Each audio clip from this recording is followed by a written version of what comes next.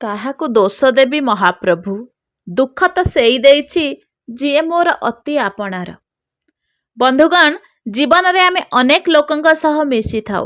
କେହି ଆସନ୍ତି, କେହି ଚାଲିଯାଆନ୍ତି, କିନ୍ତୁ କିଛି ଲୋକ ଆମ ହୃଦୟର ଖୁବ୍ ନିକଟରେ ରହନ୍ତି।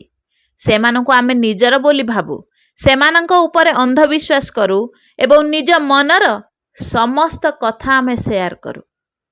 କିନ୍ତୁ ଦୁଃଖର କଥା ହେଲା, ଅଧିକାଂଶ ସମୟରେ ଯେଉଁମାନଙ୍କୁ ଆମେ ସବୁଠାରୁ ଅଧିକ ଭଲ ପାଉ, ସେମାନଙ୍କ ଠାରୁ ହିଁ ସବୁଠାରୁ ବଡ଼ କଷ୍ଟ ପାଉ।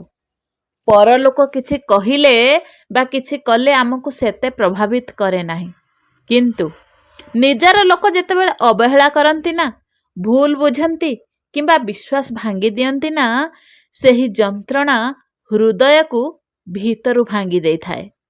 ସେ କଷ୍ଟକୁ ନ ସହି ହୁଏ ନା କାହାକୁ କହି ହୁଏ।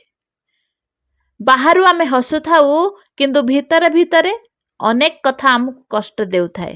ଅନେକ ରାତି ଆଖିରେ ଲୁହ ନେଇ କଟିଯାଏ, ତଥାପି କାହାକୁ କିଛି କହିପାରୁନାହୁଁ। କିନ୍ତୁ ବନ୍ଧୁଗଣ, ଜୀବନ ଏଠାରେ ଶେଷ ହୋଇଯାଏ ନାହିଁ। ପ୍ରତ୍ୟେକ ଦୁଃଖ ଆମକୁ କିଛି ନା କିଛି ଶିଖାଇଯାଏ। ଯେଉଁମାନେ ଆମକୁ କଷ୍ଟ ଦେଇଛନ୍ତି, ସେମାନଙ୍କୁ ଦୋଷ ଦେଇ ସମୟ ନଷ୍ଟ କରିବା ପରିବର୍ତ୍ତେ ନିଜକୁ ଆହୁରି ଶକ୍ତିଶାଳୀ କରିବା ଉଚିତ। ମହାପ୍ରଭୁଙ୍କ ଉପରେ ଭରସା ରଖନ୍ତୁ।